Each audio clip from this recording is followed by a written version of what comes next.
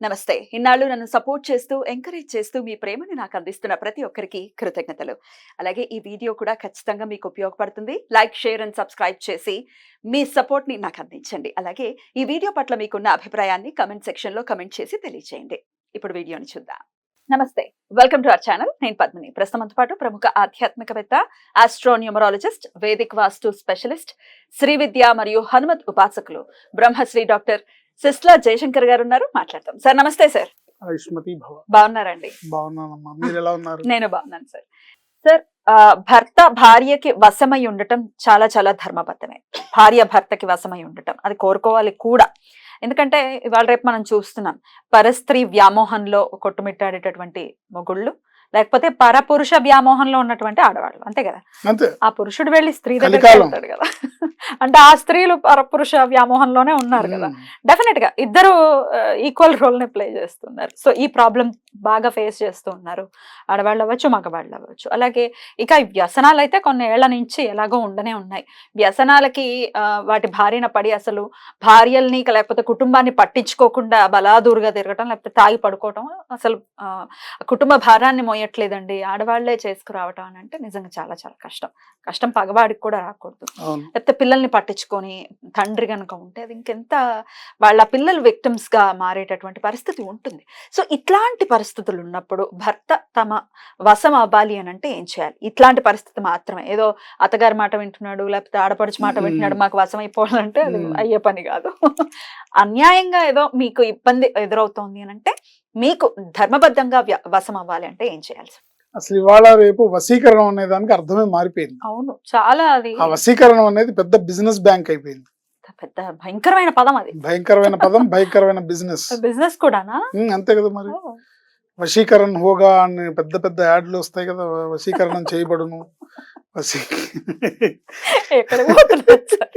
అంటే ఏమిటి, seventh sense లో చూపించినట్టు వశీకరణ చేస్తారా అని. ఆ వశీకరణం అనే పదం పెద్ద వ్యాపారాత్మకం అయిపోయింది. ఇక్కడ వశీకరణం అంటే ఏంటంటే భగవంతుడికి భక్తుడు వశమైనట్టుగా, తల్లిదండ్రులకి పిల్లలు వశమైనట్టుగా, బాధ్యతకి కుటుంబ యజమాని వశమైనట్టుగా, కుటుంబానికి బాధ్యతలకి అలాగే భార్యా పిల్లలకి వశం అవ్వాలి. అలాగే భార్య కూడా నా పిల్లలు, నా భర్త, నా అత్త మామలు, నా సంసారం అనేదానికి వశం అవ్వాలి. ఏంటి, ఒకవేళ ఎవరి బాధ్యతను వాళ్ళు మర్చిపోయి, ఉదాహరణకి చాలామంది పురుషులు స్త్రీలు బాధ్యతను మరచి కుటుంబాన్ని పిల్లల్ని నెగ్లెక్ట్ చేసి అన్యథా వేరే ఇతరత్ర కార్యక్రమాలకు ఇంపార్టెన్స్ ఇచ్చి తిరిగే వాళ్ళు చాలామంది ఉంటారు. అట్లాగే దుర్వ్యసనాలు బారిన పడి కుటుంబాన్ని అశ్రద్ధ చేసేవాళ్ళు ఉంటారు. లేదా పరస్త్రీ వ్యామోహంలో, మీరు అన్నట్టుగా పరస్త్రీ వ్యామోహంలో నిన్న మొన్న కూడా ఒక కేసు చూసాం, చాలా సెన్సేషన్. పవిత్ర అండ్ చందు చివరికి మరణమే ఇద్దరికి కూడా. అది. సో ఇలాంటి సందర్భాల్లో ఎవరైతే బాధపడుతున్నారో, అంటే ఒకళ్ళు చేసే తప్పుకి, ఒక భార్య తప్పు చేస్తే భర్త బాధపడుతుంటాడు, భర్త తప్పు చేస్తే భార్య బాధపడుతుంటుంది. ఇద్దరిలో ఎవరు తప్పు చేసినా బాధింపబడేది, శిక్షణ అనుభవించేది పిల్లలు. సో ఈ కుటుంబానికి వశీకరణ అనేది, అంటే ఎవరైతే చెడు మార్గంలో వెళ్తున్నారో, ధర్మ మార్గాన్ని వదిలి పక్కదారిలో వెళ్తున్నారో, వాళ్ళ ధర్మాన్ని వాళ్ళు మర్చిపోయి, వాళ్ళ బాధ్యతను వాళ్ళు మర్చిపోయి ప్రవర్తిస్తున్నారు, వాళ్ళు సవ్యమైన మార్గంలోకి రావడాన్ని చెప్పే వశీకరణ మనం చెప్పేది. తప్పకుండా. అంతేగాని ఇవాళ రేపు చెప్పే బాబాలు ముల్లాలు చెప్పే ఆకర్షణ వశీకరణ కాదు. సో ఎవరైనా ఇప్పుడు ఒక స్త్రీ బాధ్యతారాహిత్యమైన భర్తతో బాధపడుతున్నా, లేదా ఒక పురుషుడు ఒక బాధ్యతారాహిత్యమైన స్త్రీ వల్ల బాధింపబడుతున్నా, అమ్మవారిని ఆశ్రయించి అమ్మవారి ఈ మంత్రాన్ని జపించుకోవడం ద్వారా తప్పకుండా వాళ్ళకి అద్భుతమైన ఫలితాలు వచ్చి కుటుంబ వ్యవస్థ నిలబడుతుంది. పక్కదారిలోకి వెళ్ళిన కుటుంబ యజమాని అనుకోవచ్చు, ఆ కుటుంబం యొక్క ఆ ఇంటి గృహిణి అవ్వచ్చు, ఎవరైనా కావచ్చు, లేదా పిల్లలు కావచ్చు. కొంతమంది పిల్లలు పక్కదారులు పట్టి పక్క చెడు స్నేహాలు బారిన పడవచ్చు. ఆ. ఎవరైనా సరే, ఎవరి విషయంలో అయినా సరే మనం మన కోరిక ఏంటనేది, మనకున్న ఇబ్బందిని అమ్మవారి దగ్గర మొరపెట్టుకొని ఈ కుటుంబం మంత్రాన్ని సన్మార్గంలో వెళ్తుంది. సన్మార్గంలో వెళ్ళాలి అని మనం ఈ మంత్రాన్ని జపించుకుంటే కనుక తప్పకుండా. తప్పకుండా మంచి ఫలితాలు ఉంటాయి. అమ్మవారి అనుగ్రహంతో వాళ్ళు దారిలోకి వచ్చి వాళ్ళలో మార్పు వచ్చి మంచి జీవితాన్ని సాగిస్తారు.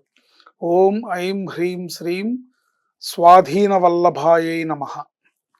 ఓం ఐం హ్రీం శ్రీం స్వాధీన వల్లభాయై నమః అనే మంత్రాన్ని రోజుకి 1000 సార్లు చొప్పున 25 రోజులు కనుక జపించుకున్నట్టయితే తప్పకుండా వీళ్ళ ఏ బాధతో, ఏ కోరికతో, అంటే ఏ సదుద్దేశంతో వాళ్ళు ఈ అమ్మవారిని ఆశ్రయించారో వాళ్ళ కష్టం తీరి వాళ్ళ కుటుంబం గాడిలో పడుతుంది. చక్కగా అమ్మవారికి తగు రీతిలో షోడశోపచార పూజలు కానీ పంచోపచార పూజలు కానీ చేసుకొని ఈ మంత్రాన్ని జపించి అమ్మవారికి చక్కగా బెల్లం పాయసాన్ని నివేదించి మంగళవారం శుక్రవారం వీలుంటే, లేకపోతే ఒక్క శుక్రవారం అయినా సరే అమ్మవారి ఆ రూపంలో ఎవరికన్నా కాస్త విశేషమైన పూజ, ఒక ముత్తైదుని పిలిచి ఆవిడకి ఏదన్నా పండు తాంబూలం ఇవ్వడము, నమస్కరించుకోవడం చేసినందువల్ల అమ్మవారి అనుగ్రహం వాళ్ళ రూపంలో, వాళ్ళ ఆశీర్వాదం రూపంలో మనకు అందుతుంది. ఓం ఐం హ్రీం శ్రీం స్వాధీన వల్లభాయే నమః. ఇక్కడ ఈ వశీకరణం అన్నా స్వాధీనపరచుకోవడం అన్నా అర్థం అమ్మవారు కూడా పరమేశ్వరుణ్ణి వశం చేసుకోవడానికి తపస్సు చేస్తుంది. కొన్ని వేల సంవత్సరాలు ఏంటి పరమేశ్వరుని వశం చేసుకోవడానికే తపస్సు చేస్తుంది. ఎందుకు? ఆయన్ని వశం చేసుకొని ఆయన ద్వారా లోక కళ్యాణార్థమై జరిపించాల్సిన కార్యక్రమాలని జరిపించడం కోసం. అంతేగాని ఆవిడ స్వార్థాన్ని, ఆవిడ కొంగును ముడేసుకోవాలని కాదు. నేను నుంచోమంటే నుంచోవాలి, నేను కూర్చోమంటే కూర్చోవాలి, ఇలాంటి డిక్టేటర్షిప్ కోసం కాదు. సో అలాంటి స్వాధీనానికి, అలాంటి వశపరచుకోవడానికి ఒక కుటుంబంలో ఎవరు బాధితులో వాళ్ళు ఈ మంత్రాన్ని జపించుకోవడం ద్వారా తప్పకుండా వాళ్ళు వాళ్ళ కష్టాల నుంచి బయటపడి ఏదైతే మీకు బాధ ఉందో ఆ బాధ తొలగి చక్కగా కుటుంబం దారిలో పడుతుంది. ఆన్ దిస్ నోట్ సార్, నాకు ఒక డౌట్ వచ్చింది. ఇప్పుడు ఆల్రెడీ తప్పుడు మార్గంలోనే ఉన్నారు, అలా ఆడవాళ్ళు అవ్వచ్చు, మగవాళ్ళు అవ్వచ్చు. మనస్సులో పరమాత్మ ఖచ్చితంగా ఉన్నాడు, వాడు చెప్తూనే ఉంటాడు, ఏ నువ్వు చేసే తప్పు అని చెప్తూనే ఉంటా. దాన్ని నోరు నొక్కేసి ప్రబోధాన్ని ఎప్పుడు మరవకూడదు, పెడచెవిన పెట్టకూడదు, చెప్తూనే ఉంటుంది. కానీ ఆ చెప్పటమే పరమాత్మ చెప్పటం అని చెప్తూ ఉంటారు కదా.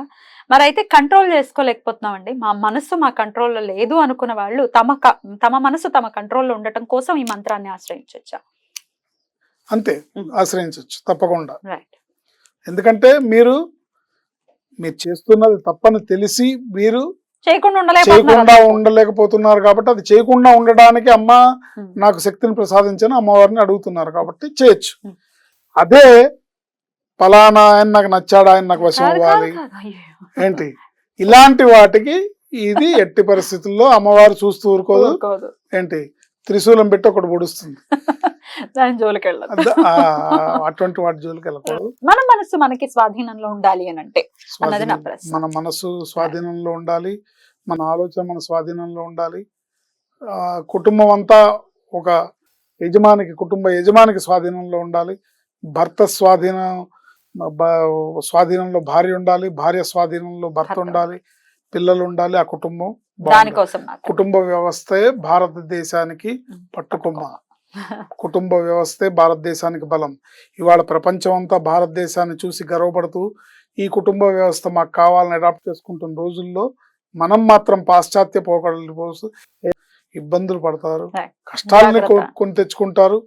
చివరికి ఎండింగ్ ట్రాజెడీయే తప్ప దానివల్ల ఎప్పుడు ఎండింగ్ అనేది సుఖం కాదు.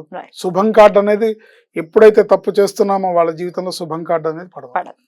గుర్తుంచుకోవాలి. చాలా అద్భుతంగా వివరించారు sir. Thank you so much. నమస్తే. ఆయుష్మతి భవ.